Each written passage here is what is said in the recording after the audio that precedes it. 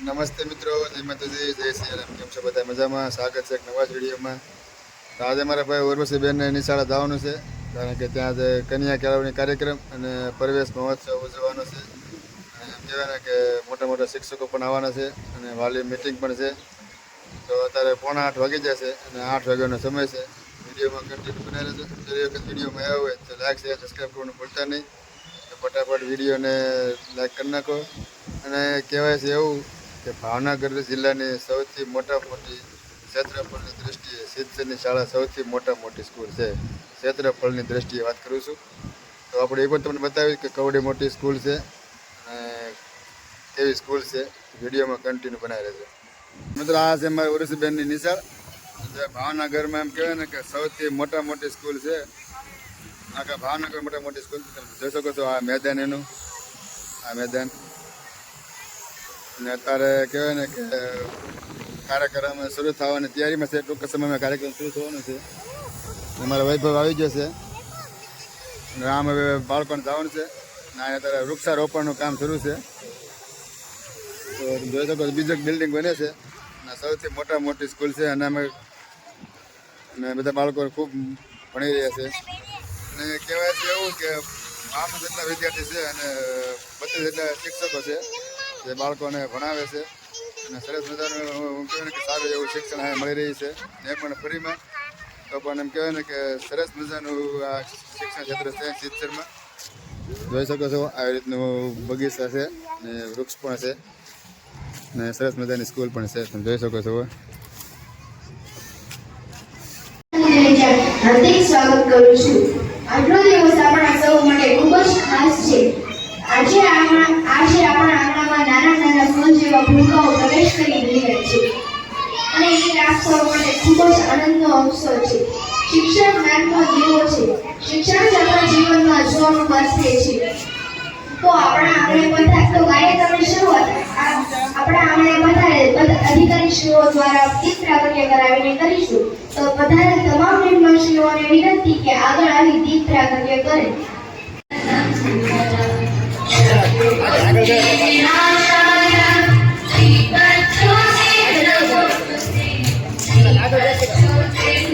તો આવા નાના ભૂલકાઓને આવકારવાના કાર્યક્રમને આગળ વધારીશું. પ્રાર્થના એ શાંતિ સાથે શક્તિનો પણ સ્ત્રોત છે.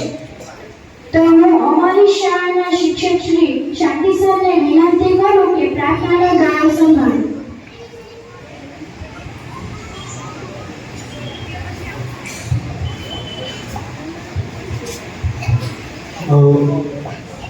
આજના નાના ભૂલકાઓને આવકારવા માટે ઉપસ્થિત રહ્યા મહેમાનશ્રીઓ, શાળાના આચાર્યશ્રી, શિક્ષકશ્રીઓ તથા સીઆરસીશ્રી અને બાળકોને પ્રોત્સાહિત કરવા માટે અને વાલીઓ જે અહીંયા ઉપસ્થિત રહ્યા છે.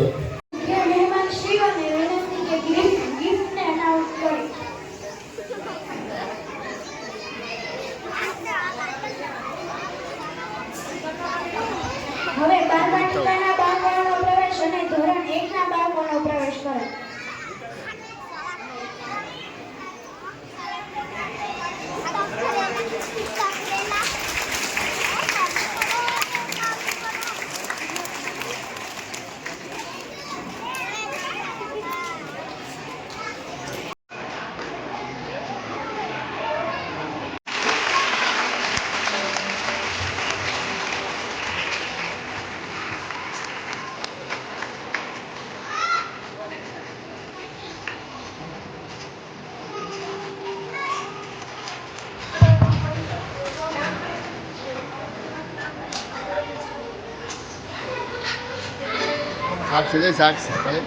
નાના ભૂલકાઓને અમારી શિક્ષણ શાળામાં ખૂબ ખૂબ સ્વાગત છે.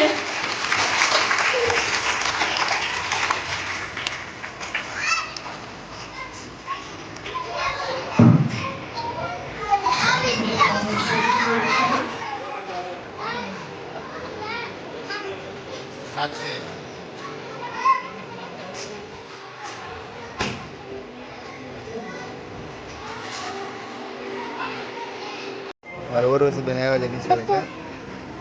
લાવી પાડે છે. બરોબર મહોત્સવમાં બેન આવ્યા છે. ક્યાં ઉર્વશી?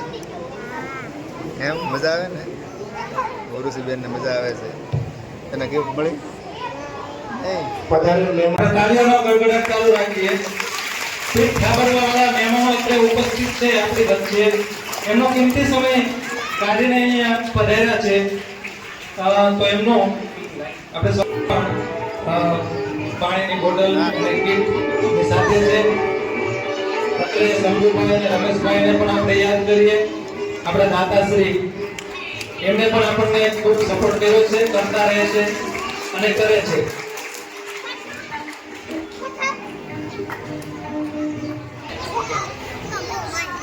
દઈ જને તમામ સાહેબશ્રીઓનો ખૂબ ખૂબ આભાર.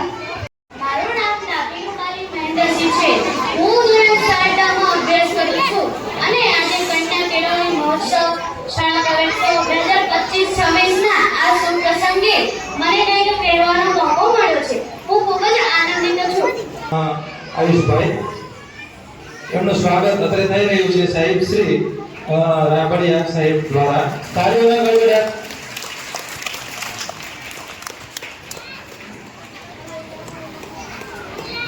આભાર સાહેબ શ્રી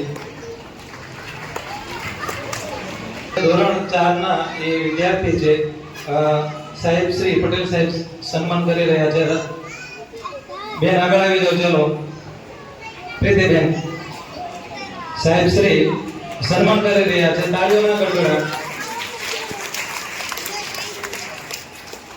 હવે જે ધોરણ 5 ની વિદ્યાર્થીની છે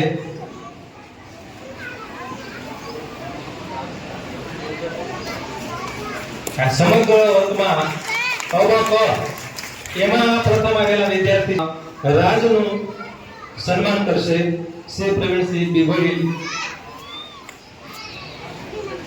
ચાલો એના વાલી આવી જાઓ રાજના બદલે એમના વાલી અત્રે ઉપસ્થિત છે એમનો સન્માન શ્રી પ્રવીણસિંહજી બિગોરી દ્વારા થઈ રહ્યું છે તાળીઓના ગડગડાટ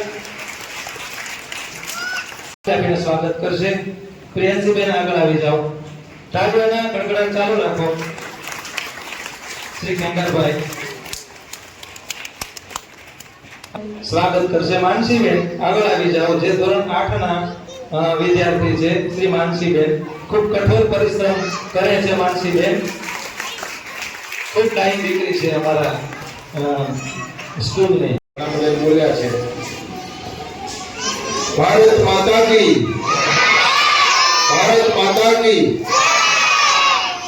આજે આપણે સૌ આપણા પરિવારમાં આપણી સ્કૂલમાં આપણી સાથે એક નવા પરિવારના મેમ્બરને ભેળવવા માટેનો આ કાર્યક્રમ કરી રહ્યા છીએ.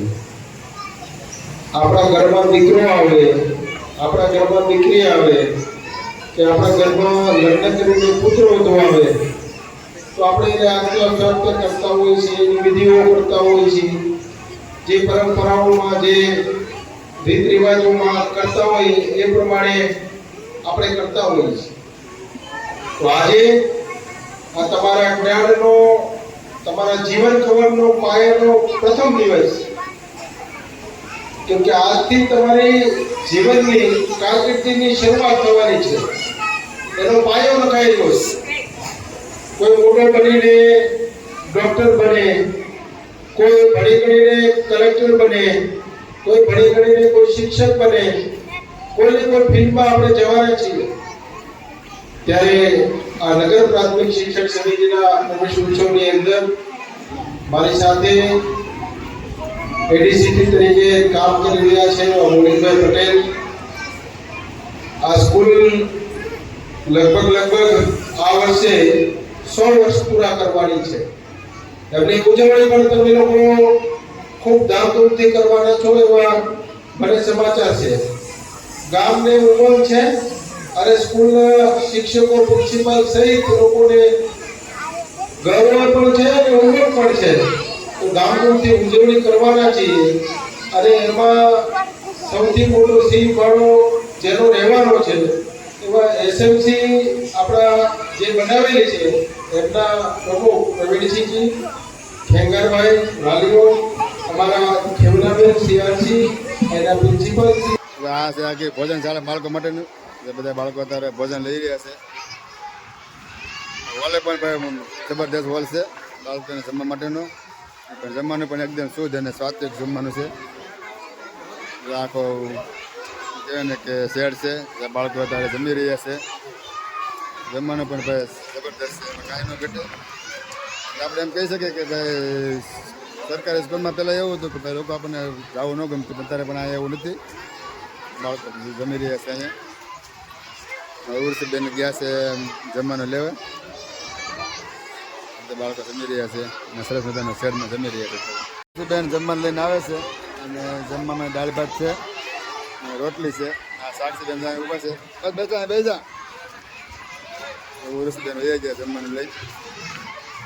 સાક્ષી અને વૈભવ જે આગળ છે, બેન પાસે જાવ ક્યાં જમવા બેઠા છે. ઉર્વશી જમવાનું શું છે? હે દાળ ને ભાત ને રોટલી ને એવું જમવાનું છે. બધા ભાત છે, શાક છે અને રોટલી પણ સરસ મજાની પીળા કલરની છે, હળદર નાખેલી, એટલે સરસ મજાનું જમવાનું છે. બધા બાળકો લાઈનમાં જમી રહ્યા છે. આ બધા બાળકો આખો ખંડ કહેવાય, શેડ કહેવાય છે જમવાનું. બેન અમારે જમી રહ્યા સરસ મજાનું.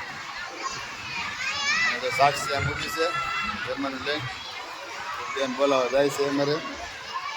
આ રીતનું ભાઈ છે બધું, બાળકો બધા જમી રહ્યા છે. ઓકે મિત્રો, તો સ્કૂલેથી ઘરે આવી જશે અને 11 વાગી જશે અને કાર્યક્રમ બધો સંપૂર્ણ રીતે પૂરો થઈ જશે. એમાં મજાની વાત એ આવી કે શિક્ષણ ઉપર ઘણો બધો ભાર મૂકવામાં આવ્યો છે અને એમ કહેવાય ને કે વાલીઓ માટે ખાસ એક સૂચના હતી કે તમે ઘરે પણ બાળકોને ધ્યાન આપો, બાળકો કેવી રીતનું ભણે છે, શું કરે છે, એમ ઘરે પણ ધ્યાન આપો. જોકે સ્કૂલે તો શિક્ષકો ધ્યાન આપે છે, પણ બાળકોને ઘરે પણ તમારે ધ્યાન આપવું એવી વાલી માટે સૂચના હતી.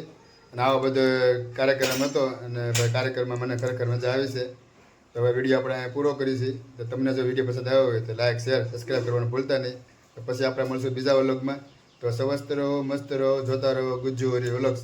બધાને જય શ્રી કૃષ્ણ.